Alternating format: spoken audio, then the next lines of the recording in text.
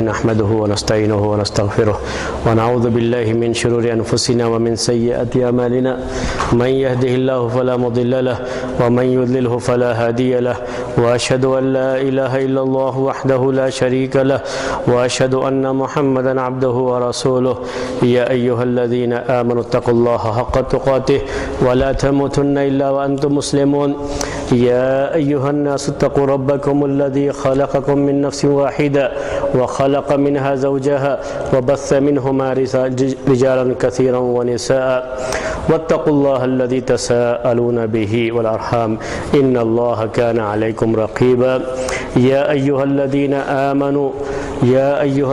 آمنوا اتقوا الله وقولوا قولا سديدا يصلح لكم أعمالكم ويغفر لكم ذنوبكم ومن يطع الله ورسوله فقد فاز فوزا عظيما أما بعد فإن خير الحديث كتاب الله وخير الهدي هدي محمد صلى الله عليه وسلم وشر الأمور محدثاتها وكل محدثة بدعة وكل بدعة ضلالة وكل ضلالة في النار. محترم بھائیو، جیسا کہ پچھلے ہفتے آپ کے سامنے بات آئی تھی کہ آج کے اس درس میں مکی اور مدنی قرآن کے تعلق سے قرآن کی صورتوں اور آیات کے بارے میں جو لفظ استعمال کیا جاتا ہے وہ مکی اور مدنی کا، تو مکی اور مدنی سے کیا مراد ہے، اس سلسلے میں لوگوں کی اصطلاح کیا رہی ہے. تو مکی اور مدنی آپ قرآن میں پڑھتے رہیں گے. آپ جو ہے سورہ فاتحہ، سورہ بقرہ، تو آپ دیکھیں گے لکھا رہے گا سورۃ البقرہ مدنیۃ، تو ایسی بات صورتوں کے بارے میں لکھے گا سورۃ فلان مکیۃ، یہ مکی سورہ ہے، مدنی سورہ ہے. اور کبھی ایسا ہوتا ہے کہ یہ مکی آیت ہے، یہ مدنی آیت ہے. اس طرح کے جو الفاظ استعمال کیے جاتے ہیں تو اس کا کیا مطلب ہے اور اس کے جاننے کا فائدہ کیا ہے، آخر اس کا اتنا اہتمام کیا. سب سے پہلے تمہیدی بات کے طور پر آپ کے سامنے یہ بات عرض کر دوں کہ اہل علم کا آیات اور صورتوں کے درمیان یہ تفریق کرنا کہ یہ مکی ہے یا یہ مدنی ہے، یہ اس بات کو درشاتا ہے کہ یہ اس بات پر دلالت کرتا ہے کہ اہل علم نے، علماء اسلام نے کتنا زیادہ قرآن کی حفاظت کا اہتمام کیا ہے، قرآن کے تعلق سے، قرآن کے علوم کے تعلق سے کتنا اہتمام کیا ہے کہ صرف یہی نہیں جانتے ہیں کہ قرآن کیا ہے، قرآن کی آیتیں کیا ہیں، صرف اتنا ہی ان کو یاد نہیں ہے کہ قرآن شروع سے لے کر کے آخر تک پورا ان کے سینے میں محفوظ ہے، بلکہ یہ بھی انہیں معلوم ہے کہ قرآن کی کون سی آیت کب نازل ہوئی، کس کے بارے میں نازل ہوئی، کس جگہ پہ نازل ہوئی، اور اللہ کے رسول صلی اللہ علیہ وسلم اس وقت کس کیفیت میں تھے، کس کے ساتھ تھے. یہ تفصیلات قرآن کے نزول کے تعلق سے یہ بھی ان لوگوں نے یاد رکھا ہے.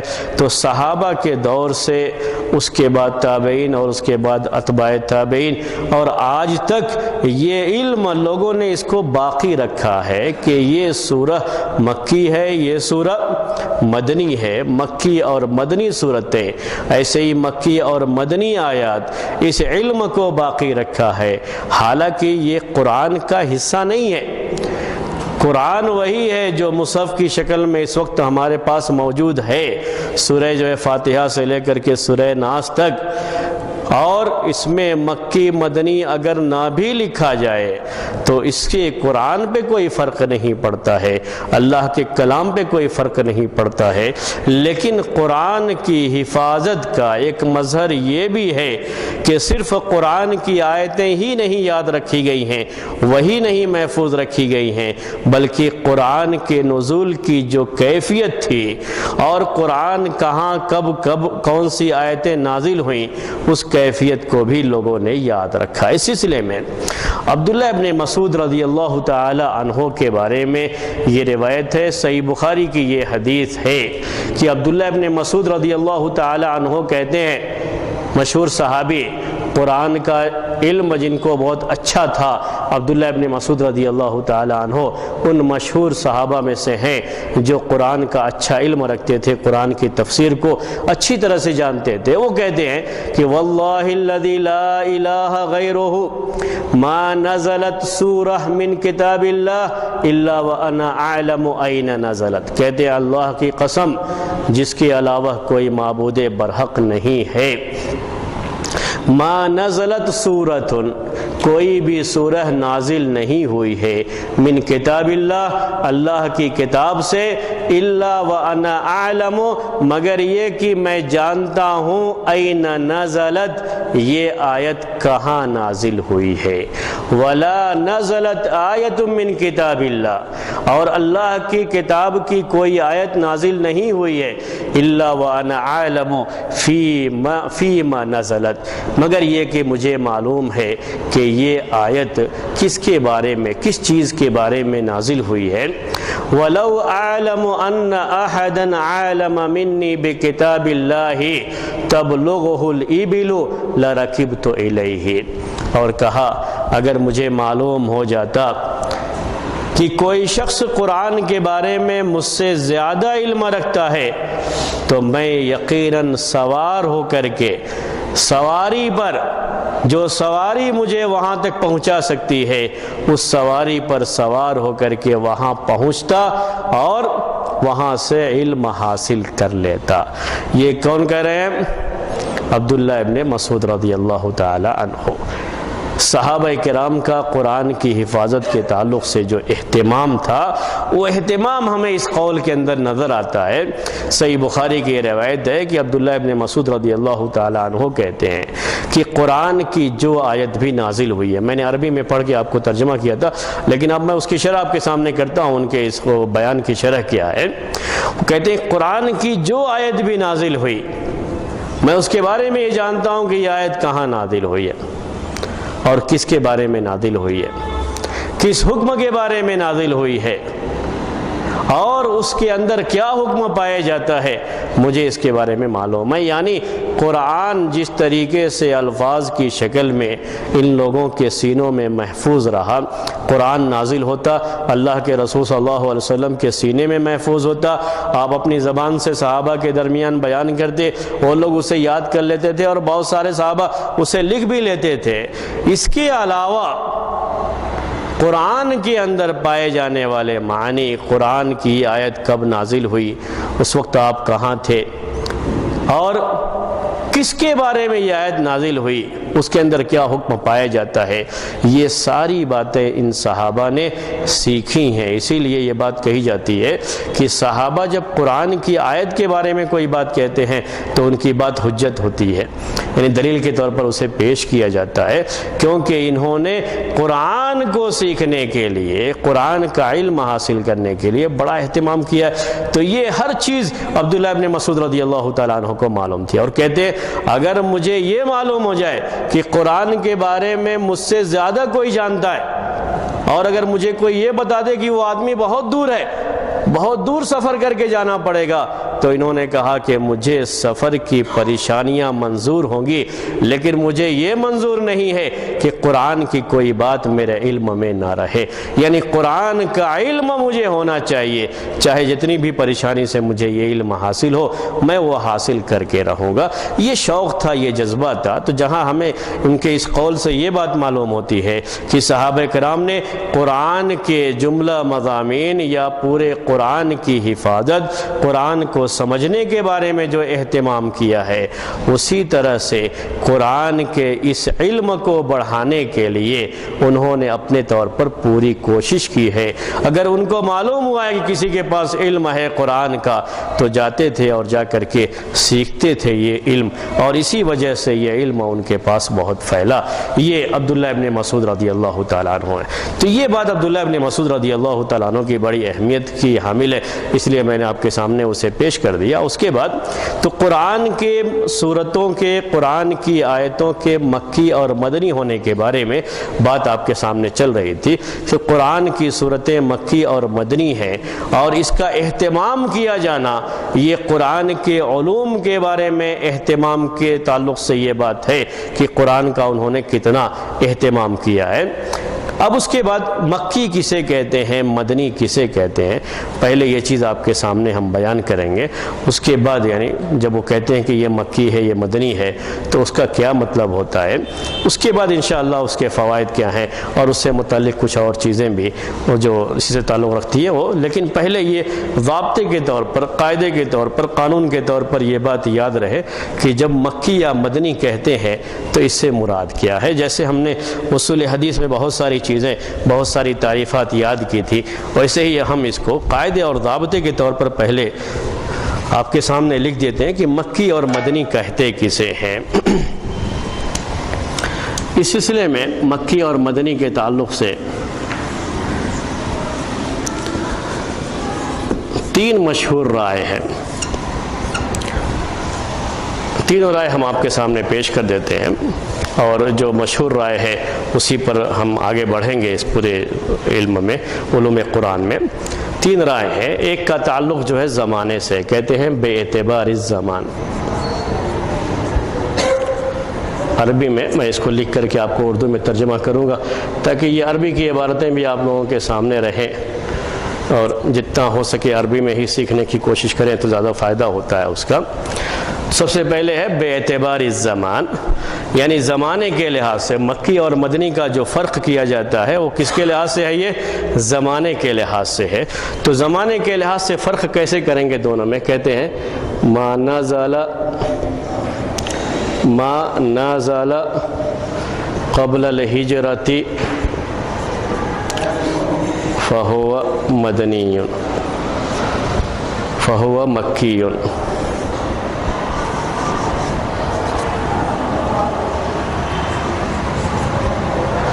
وما نزل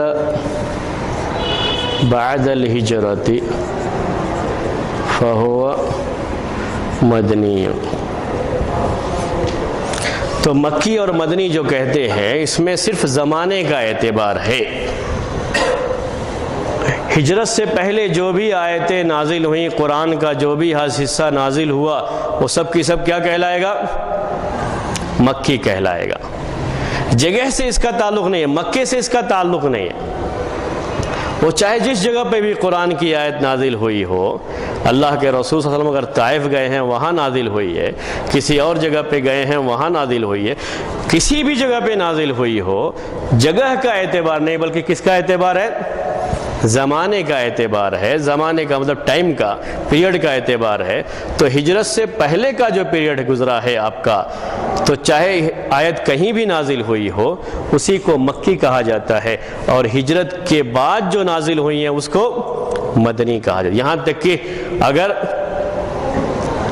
مکے میں بھی نازل ہوئی ہو ہجرت کے بعد تب بھی کیا کہیں گے، مدنی کہیں گے، مکی نہیں کہیں گے۔ جگہ کا اعتبار نہیں ہے، یہ زمانے کا اعتبار ہے۔ بعض آیتیں اللہ کے رسول صلی اللہ علیہ وسلم پر حجۃ الوداع کے موقع پر نازل ہوئی، آپ عرفہ کے میدان میں تھے تو آپ پر یہ آیت نازل ہوئی، الیوم اکملت لکم دینکم۔ آپ کہاں ہیں، عرفہ کے میدان میں، مکے میں، مکے کا ہی قصہ سمجھ لیجئے۔ لیکن پھر بھی اسے کیا کہا جاتا ہے، مدنی کہا جاتا ہے، کیونکہ یہ ہجرت کے بعد نازل ہوئی ہے۔ تو کہا جاتا ہے ما نزل بعد الہجرت فہو مدنی وان نزل بمکہ۔ عربی میں یہ بھی کہتے ہیں کہ جو ہجرت کے بعد نازل ہو اسے مدنی کہا جائے گا، چاہے وہ مکے میں ہی کیوں نہ نازل ہوئی ہو۔ تو جگہ کا اعتبار نہیں، کس کا اعتبار ہے، زمانے کا اعتبار ہے۔ وہی اوپر لکھا ہوا ہے بے اعتبار زمان، زمانے کے اعتبار سے، پیریڈ کے لحاظ سے جو وقت آپ کا ہجرت سے پہلے گزرا ہے، جو 23 سال کا زمانہ ہے، آپ کی 13 سال کا زمانہ ہے ہجرت سے پہلے، مکے میں نبوت کے بعد آپ کا 13 سال گزرا ہوا ہے، تو 13 سال کا یہ وقت جو گزرا ہے اس میں قرآن کا جو حصہ بھی نازل ہوا ہے اسے مکی کہا جاتا ہے۔ اور بعد میں 10 سال آپ نے مدینے میں گزارا ہے، اس 10 سال کی مدت میں جو بھی وقت گزرا ہے وہ جو قرآن بھی نازل ہوا ہے اسے مدنی کہا جاتا ہے۔ جگہ کا اس میں کوئی اعتبار نہیں ہے۔ دوسرا،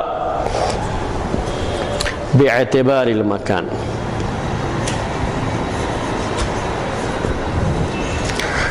پہلا تھا بے اعتبار الزمان، یاد رکھنے کے لیے یہی آسانی ہوتی ہے، اسی لیے ہم نے وہی عربی میں لکھ دیا ہے، بڑی آسانی سے یاد ہو جاتا ہے عربی میں ایسے، زمانے کے اعتبار سے۔ دوسرا کیا ہے؟ مکان کے اعتبار سے، جگہ کے اعتبار سے، مکان یعنی جگہ، بے اعتبار المکان، مکان کے لحاظ سے اس کا استعمال کیا گیا ہے مکی اور مدنی کا۔ وہ کیا ہے؟ ما نزل بمکۃ، تھوڑی سی بھی عربی جانتے ہیں تو یہ سمجھ میں آ جائے گا آپ کو عربی میں، بمکۃ وما جاورہا فہو مکی، وما نزل بالمدینۃ وما جاورہا فہو مدنی۔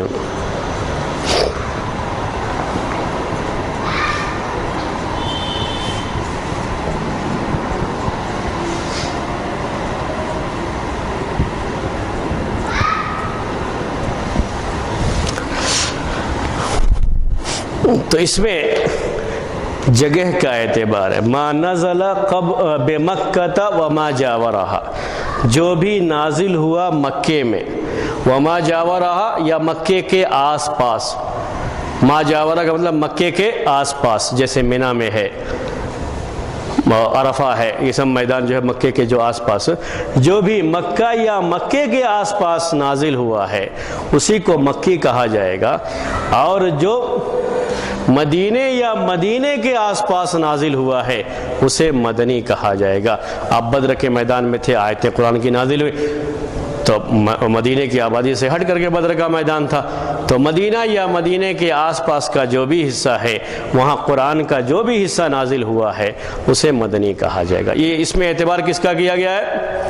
جگہ کا اعتبار کیا گیا کہ جگہ کے لحاظ سے یہ بات کہی جائے گی، تو جو مکے یا مکے کے آس پاس اسے مکی کہیں گے، جو مدینہ یا مدینے کے آس پاس اسے مدنی کہیں گے۔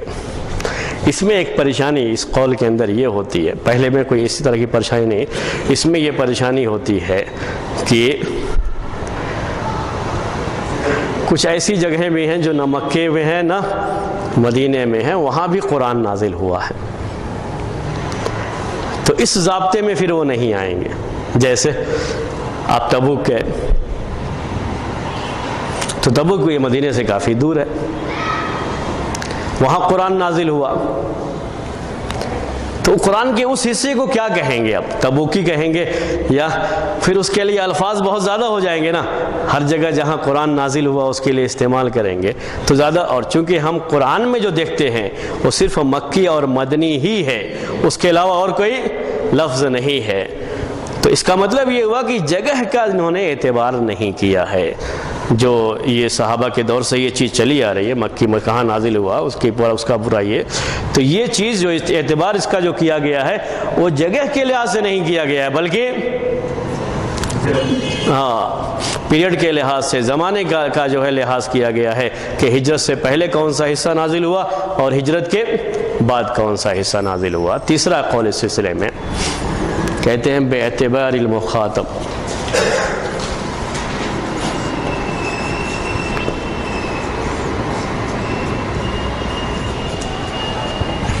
مخاطب کے لحاظ سے،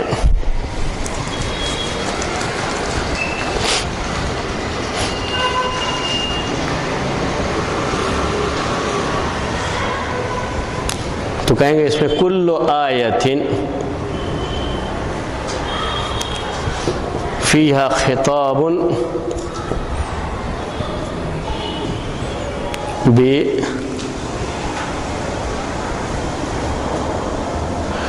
یا ایہا الناس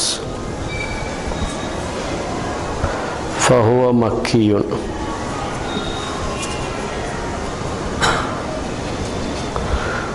وکل آیت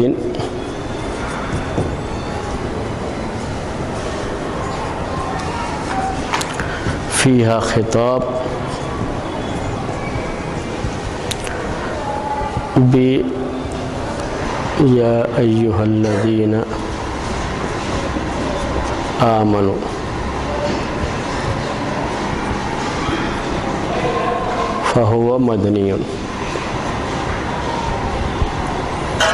فہی عربی کے لحاظ سے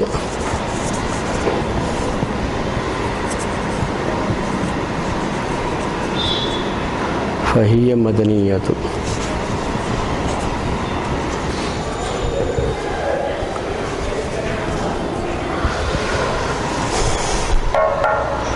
مخاطب کے لحاظ سے اس کے لیے یہ لفظ بھی کہا جاتا ہے کہ ہر آیت جس میں خطاب اہل مکہ سے ہے وہ مکی آیت ہے، اور جس میں خطاب اہل مدینہ سے ہے وہ مدنی آیت ہے، مدنی سورہ ہے۔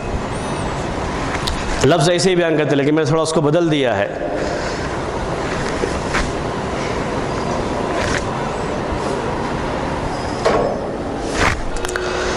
کل آیت فیہا خطاب لأہل مکہ فہی مکیۃ وکل آیت فیہا خطاب لأہل المدینہ فہی مدنیۃ، یعنی اگر اس آیت میں یا سورہ میں خطاب اہل مکہ سے ہے تو اسے مکی کہا جائے گا، خطاب اہل مدینہ سے ہے تو اسے مدنی کہا جائے گا۔ اب ہم کو یہ کیسے معلوم ہوا کہ یہ مکے والوں سے خطاب ہے یا مدینے والوں سے؟ تو اس کے لیے لفظ استعمال کیا گیا ہے کہ جب آپ دیکھیں کہ یا ایھا الناس کہا جائے تو اس کا مطلب ہوتا ہے اے لوگو، تو گویا خطاب اہل مکہ سے ہے کیونکہ وہ مومن نہیں تھے، اور جب خطاب آئے یا ایھا الذین آمنوا تو یہ خطاب اہل مدینہ سے ہے کیونکہ اس کا مطلب ہوتا ہے یہ اے ایمان والو، اے وہ لوگوں جو ایمان لائے ہو۔ تو ایمان والوں کو جب خطاب کیا جائے تو سمجھو یہ مدنی ہے، اور جب مکے والوں کو خطاب کیا جائے تو سمجھو یہ مکی ہے۔ یہ کس کے لحاظ سے ہے؟ مخاطب کے لحاظ سے۔ تو مخاطب اگر مکے والے ہیں تو وہ مکی ہے، مخاطب اگر مدینے والے ہیں تو مدنی ہے۔ اس کو بھی قبول نہیں کیا گیا ہے، کیوں؟ ہاں، سرے سے خطاب نہیں ہے جی، اور یہ صحیح بات ہے۔ اس طریقے سے وہ بات سمجھ میں آتی ہے کہ ہاں ہمارے پاس اب اتنا یہ ہے کہ ہم کسی بھی بات کو، کسی رائے کو جو ہے پڑھنے کے بعد سمجھ سکتے ہیں کہ یہ مناسب رائے نہیں ہے جی۔ اور تب یہ تو چند آیتوں میں نہ خطاب ہے جی، اور ہاں جی، اور یہ بھی اپنی جگہ پر ایک حقیقت ہے کہ ایسی آیتیں جو کہ متفق علیہ ہیں، یعنی اس میں کوئی اختلاف نہیں ہے کہ یہ مدینے میں نازل ہوئی ہیں، اور اس میں خطاب کرتے ہوئے کہا گیا ہے یا ایھا الناس، جیسے سورہ بقرہ میں، سورہ بقرہ میں بالکل شروع میں ہی آپ دیکھیں گے کہا گیا یا ایھا الناس اعبدوا ربکم الذی خلقکم من نفس واحدہ۔ تو یا ایھا الناس کس میں موجود ہے؟ سورہ بقرہ میں موجود ہے، اور سورہ بقرہ یہ متفق علیہ ہے مفسرین کے یہاں کہ یہ سورہ مدنی سورہ ہے یہ، لیکن خطاب کسے کیا گیا ہے؟ یا ایھا الناس سے کیا گیا۔ تو یا ایھا الناس کا یہ خطاب تو مدنی صورتوں میں بھی موجود ہے، اور پھر قرآن کے مخاطب یہ صرف مکے اور مدینے والے تھوڑی نہ ہیں، بلکہ یہ تو پوری انسانیت ہے۔ تو مخاطب کے لحاظ سے یہ فرق کرنا کہ یہ مکی ہے اور یہ مدنی ہے، مخاطب کے لحاظ سے یہ تفریق اتنی مناسب نہیں ہے، یہ صحیح معنی میں فٹ نہیں آتی ہے۔ قرآن میں جو مکی اور مدنی کا لفظ استعمال کیا گیا ہے اس استعمال کے لحاظ سے یہ مکمل طریقے سے بات فٹ نہیں آتی ہے۔ تو ابھی آپ کے سامنے 3 رائے آئی. پہلی رائے آپ کے سامنے یہ آئی کہ مکی اور مدنی کا یہ استعمال کس کے لحاظ سے ہے؟ بے اعتبار الزمان، زمانے کے لحاظ سے، یعنی اللہ کے رسول صلی اللہ علیہ وسلم نے مکے میں جو وقت گزارا تھا نبوت کے بعد 13 سال کا وقت، اس دوران قرآن کا جو حصہ بھی نازل ہوا، چاہے وہ مکے میں نازل ہوا ہو یا آپ مکے سے باہر رہے ہوں، اس وقت ہر حال میں اسے مکی کہا جائے گا. اور قرآن کا وہ حصہ جو ہجرت کے بعد نازل ہوا ہے، آپ مکے سے ہجرت کر کے جب مدینہ پہنچ گئے تب نازل ہوا ہے، تو اسے مدنی کہا جائے گا. اور اسی کو مدنی کہا جاتا ہے چاہے وہ جس جگہ بھی نازل ہوا ہو. اصل یہ جگہ کی جو بات ہے یہ مدینے میں ہی زیادہ ہوا ہے، یعنی مدینے میں اللہ کے رسول صلی اللہ علیہ وسلم جب ہجرت کے بعد وقت گزارے ہیں تو آپ نے یہاں سفر بھی بہت کیا، تک کہ آپ مکے کا بھی سفر کیے ہوئے ہیں اس دوران، اور دوسری جگہوں کا بھی آپ سفر کیے ہوئے ہیں، اور سفر کے دوران قرآن کی آیتیں نازل ہوئی ہیں، یہ بھی جو ہے ثابت ہے. تو جو حصہ بھی ہجرت کے بعد نازل ہوا ان سب کو مدنی کہا جائے گا. یہ پہلی رائے ہے، اور یہی ایک ایسی رائے ہے جس پر کوئی اعتراض نہیں آتا ہے، جس میں کوئی پریشانی کی بات نہیں ہے. اور دوسری رائے یہ کہ یہ مکی اور مدنی والی بات یہ جگہ کے لحاظ سے کہی جاتی ہے، بے اعتبار المکان کہتے ہیں عربی میں اس کو، کہ یہ مکان کے لحاظ سے، جگہ کے لحاظ سے اس کو استعمال کیا گیا ہے. تو جو آیتیں مکے یا مکے کے اطراف میں نازل ہوئی ہیں انہیں مکی کہا جائے گا، انہی کو مکی کہا جاتا ہے. اور جو آیتیں مدینہ یا مدینے کے اطراف میں نازل ہوئی ہیں انہی کو مدنی کہا جاتا ہے، ان کو مدنی کہا جاتا ہے. یہ بات کہی گئی. لیکن جیسا کہ میں نے ابھی آپ سے کہا کہ اس کے لحاظ سے بھی کافی پریشانیاں ہیں. پہلی بات تو یہ کہ قرآن صرف مکے اور مدینے میں نازل نہیں ہوا ہے اور دوسری جگہوں پر بھی نازل ہوا ہے. دوسری پریشانی اس میں یہ ہوتی ہے کہ جب آپ مدینہ ہجرت کر کے چلے گئے تو آپ کافی سفر میں جاتے رہے ہیں، یہاں تک کہ آپ کا سفر بعض مرتبہ مکے کو بھی ہوا ہے، اور اس دوران بھی قرآن کی آیتیں نازل ہوئی ہیں اور ان کو مدنی ہی کہا جاتا ہے. اس کا مطلب یہ ہے کہ مکی اور مدینے کی جگہ کا اعتبار نہیں کیا گیا بلکہ ہجرت کا اعتبار کیا گیا ہے. تو وہ آیتیں جو مکے میں نازل ہوئی ہیں، ہجرت کے بعد نازل ہوئی ہیں، اس کو بھی مدنی کہا گیا ہے. تو معلوم یہ ہوا کہ جگہ کا اعتبار نہیں کیا گیا ہے بلکہ ٹائم کا، پیریڈ کا اعتبار کیا گیا ہے کہ آپ کس وقت مکے میں تھے اور کس وقت مدینے میں تھے. تو مدینے کی آپ کی جو زندگی گزری ہوئی ہے جسے ہم مدنی دور کہتے ہیں، تاریخ کا بھی اگر آپ مطالعہ کریں گے، سیرت کا جو ہے مطالعہ کریں گے تو سیرت میں بھی یہی بات کہی جاتی ہے. کہا جاتا ہے مکی دور، مدنی دور. آپ کا مدنی دور یہ رہا، یعنی ہجرت کے بعد کی آپ کی پوری زندگی، اسے مدنی دور سے ہی تعبیر کیا جاتا ہے. یہی اصطلاح یہاں قرآن کے اندر بھی رہی ہے کہ ہجرت کے بعد کی جو بھی آیتیں اور صورتیں ہیں ان سب کو مدنی صورتیں یا مدنی آیتیں کہا جاتا ہے. آخری بات جو اس سلسلے میں ہے کہ مخاطب کے لحاظ سے یہ اور بھی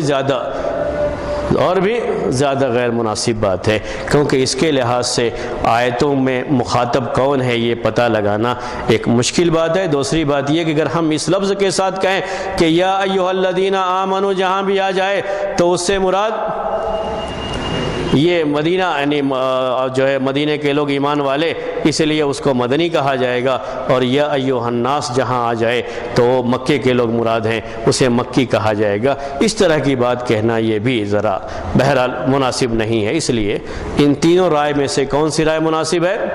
زمانے کے لحاظ سے. یہ چیز زمانے کے لحاظ سے ہے. اب مکی اور مدنی جاننے کا فائدہ کیا ہے؟ کیوں آخر صحابہ کرام نے اس کا اہتمام کیا؟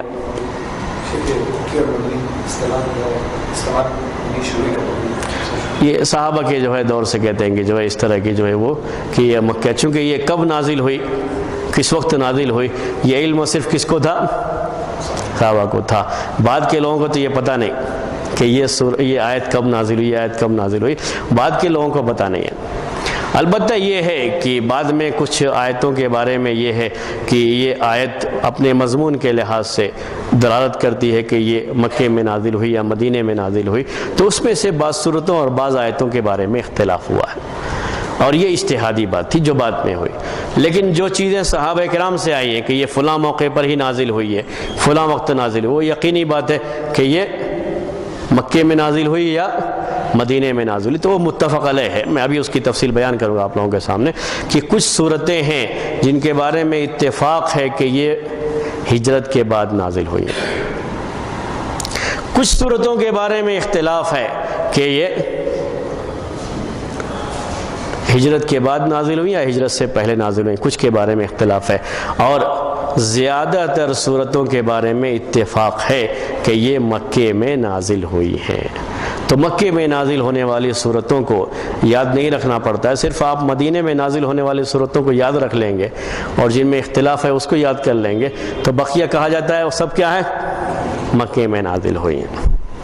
تو یہ مکی اور مدنی صورتوں کے تعلق سے، لیکن اس سے پہلے میں چاہتا ہوں کہ اس کا فائدہ کیوں ہے، کیوں آخر اس کے بارے میں اہتمام کیا گیا کہ یہ مکی ہے اور یہ مدنی ہے۔ اس کی کچھ تفصیلات تو میں نے ابھی آپ سے کہا کہ صحابہ سے آئی ہیں، اس کے بعد کچھ تابعین جو ہے اس کو بیان کرتے رہے ہیں، مضمون کے لحاظ سے اس کی تفریق کی گئی ہے کہ یہ مکی ہے اور یہ مدنی ہے۔ ایسا بھی ہے کہ بعض صورتیں مکی ہیں لیکن اس میں کوئی ایک آیت مدنی ہے، بعض صورتیں مدنی ہیں اس میں کچھ آیتیں یا ایک آیت مکی ہے، ایسا بھی۔ یعنی یہ سب چیزیں جاننے سے کیا فائدہ ہوتا ہے کہ کتنا اس کا اہتمام کیا گیا جاننے کے تعلق سے کہ پوری سورہ مدنی ہے لیکن اگر اس میں کوئی ایک آیت مکی ہے، مکی کا مطلب کہ ہجرت سے پہلے ہی نازل ہو گئی تھی، تو وہ بھی ان کو معلوم ہے کہ یہ فلاں آیت جو ہے یہ اس وقت نازل ہوئی تھی اور یہ پہلے نازل ہوئی ہے۔ قرآن کے نزول کے تعلق سے میں آپ کے سامنے یہ پہلے بتا چکا ہوں کہ قرآن کو اللہ تبارک و تعالیٰ نے 23 سال کی مدت میں ضرورت کے مطابق نازل فرمایا۔ ایک تو تھا سماع دنیا پر نازل ہونا، اس کے بعد وہاں سے جبرائیل علیہ السلام کو جو حکم ہوتا تھا وہ لے کر کے آتے تھے، تو یہ 23 سال کی مدت میں ضرورت کے لحاظ سے آیا ہوا۔ تو جب جس حصے کی ضرورت تھی ہدایت کے لحاظ سے، لوگوں کی رہنمائی کے لحاظ سے، وہ حصہ نازل ہوتا تھا۔ اور قرآن کی جو ترتیب ہے سورہ فاتحہ سے لے کر کے سورہ ناس تک، اس ترتیب سے قرآن نازل نہیں ہوا ہے۔ تو قرآن کے نازل ہونے کی ترتیب الگ ہے اور مصحف میں قرآن کی ترتیب الگ ہے۔ تو ایسا بھی ہوا ہے کہ قرآن کی بعض صورتوں کا بعض حصہ ہجرت سے پہلے ہی نازل ہو چکا تھا اور سورہ کا اکثر حصہ ہجرت کے بعد نازل ہوا ہے۔ تو اسی کو کہا جاتا ہے کہ یہ سورہ مدنی ہے لیکن اس میں فلاں آیت مکی ہے، یا یہ سورہ مکی ہے لیکن اس کی فلاں آیت مدنی ہے، وہ مدینے میں۔ اس کی تفصیلات بھی موجود ہیں کہ کن کن صورتوں میں آیتیں ایسی ہیں جو صورت و مکی ہے لیکن آیت مدنی ہے، یا صورت و مدنی ہے لیکن آیت مکی ہے، اس کی تفصیلات بھی موجود ہیں۔ میں آپ کے سامنے کچھ اس کی مثالیں جو آگے پیش کروں گا، لیکن اس سے پہلے میں چاہ رہا تھا کہ آپ کے سامنے اس وقت اس کا فائدہ کیوں آخر اس کا اہتمام کیا۔ کبھی سوال یہ آتا ہے کہ آخر کیوں، چاہے مکے میں نازل ہو چاہے مدینے میں نازل ہو، قرآن تو بہرحال قرآن ہے، بس اتنا جاننا کافی ہے کہ یہ قرآن ہے، یہ قرآن کی سورہ ہے۔ یہ جاننے کی کیا ضرورت ہے کہ یہ مکے میں نازل ہوا یا ہجرت سے پہلے نازل ہوا یا ہجرت کے بعد نازل ہوا ہے؟ آخر کیوں اس کا اتنا اہتمام کیا گیا ہے؟ اس کے بارے میں پہلی بات یہ کہ قرآن کی ہجرت سے پہلے کی آیتیں اور ہجرت سے بعد کی آیتوں میں جو نازل ہوئی ہیں، اس میں اسلوب میں کافی فرق ہے۔ اسلوب، اس کے بیان کرنے کا جو انداز ہے، اس میں کافی فرق ہے۔ آپ دیکھیں گے کہ وہ آیتیں جو مکی ہیں یا وہ صورتیں جنہیں ہم مکی کہتے ہیں جو ہجرت سے پہلے نازل ہوئی ہیں، اس میں آیتیں بڑی چھوٹی چھوٹی، اس کے مضامین خاص قسم کے ہوتے ہیں، اور مضامین بھی کیسے ہیں؟ بالکل دلوں کو گرما دینے والے، بڑی سختی کے ساتھ قیامت کے مناظر، جنت کے مناظر، جہنم کے مناظر، اور بڑے سخت الفاظ کے ساتھ وہاں پہ دھمکی کے ساتھ پیش کیے جاتے ہیں۔ وہ انداز بالکل الگ ہے ان آیتوں اور ان صورتوں کے مقابلے میں جو مدینے میں ہجرت کے بعد نازل ہوئی ہیں۔ دونوں میں کافی فرق ہے۔ تو ہمیں یہ جاننے کا فائدہ کیا ہوتا ہے؟ وہی فائدے کی بات تھی، تو اب اس سے میں نے آپ کو چیز بتا دی، اب بتائیے آپ کی فائدہ کیا ہوا ہم کو؟ جی، اللہ تبارک و تعالیٰ نے اس کے ذریعے سے ہمیں دین کی طرف آپ کو کیسے دعوت دینا ہے، دین کی دعوت، اس کا اسلوب ہمیں بتا دیا کہ یہ اس کا اسلوب اور طریقہ ہے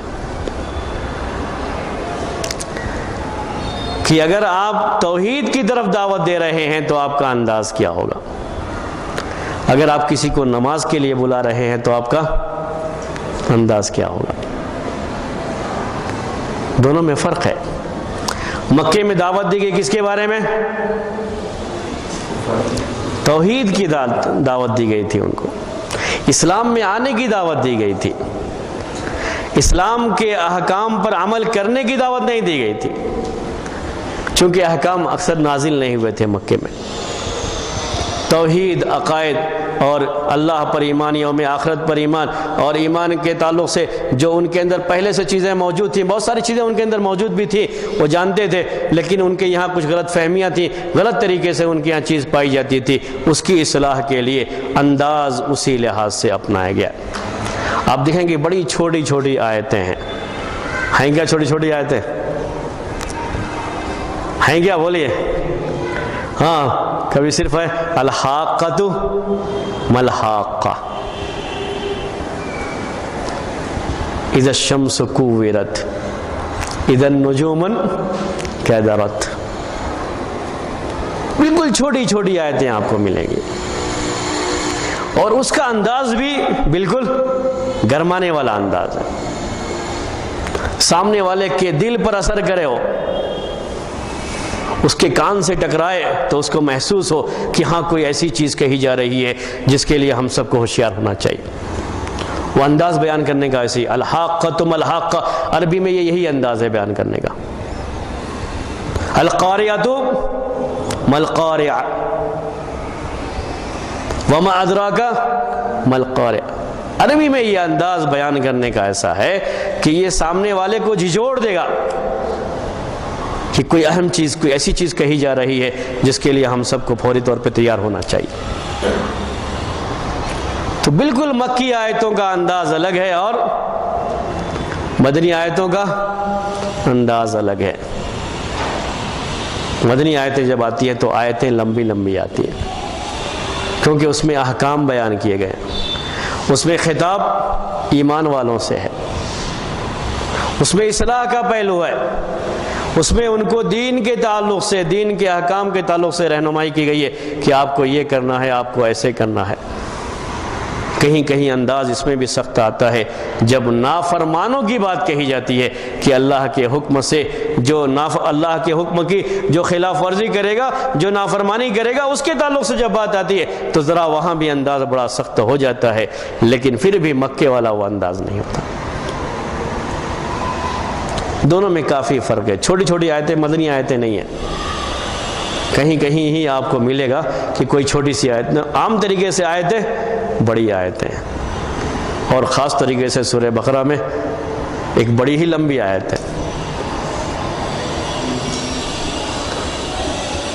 یہ سب کس کے بارے میں ہیں؟ یہ لمبی لمبی آیتیں یہ احکام کے بارے میں۔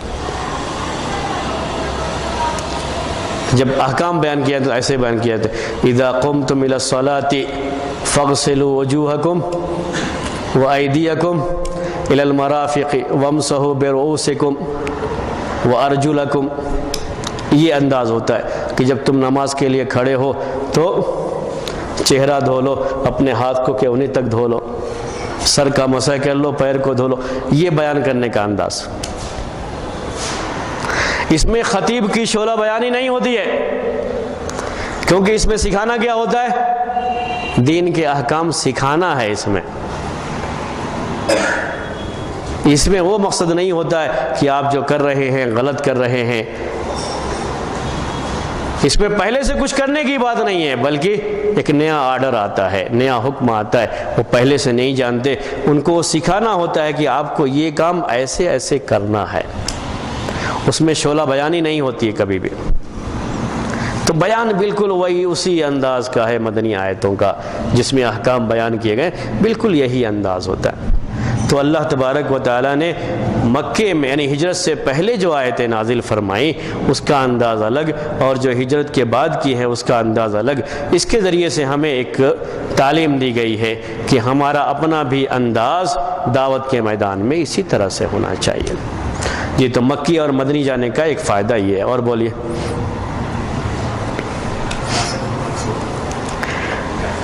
اس کے ذریعے سے ناسخ اور منسوخ کی بات، یعنی جو پہلے نازل ہوئی جو بعد میں نازل ہوئی، یہ مدینے میں بھی اس کا ہوتا ہے کہ مدینے میں بھی جو آیتیں نازل ہوئی ہیں تو جو پہلے نازل ہوئی ہیں جو بعد میں نازل ہوئی ہیں، تو پہلے والی آیت بعد والی آیت سے، اگر وہ بعد والی آیت میں حکم الگ ہوتا ہے تو پہلی والی آیت کو منسوخ کہا جاتا ہے۔ تو ناسخ اور منسوخ یہ بھی علوم قرآن میں ایک بحث ہے، تو انشاءاللہ آپ کے سامنے وہ بحث آئے گی، یہ بھی ایک فائدہ اس سے حاصل ہوتا ہے۔ جی، اور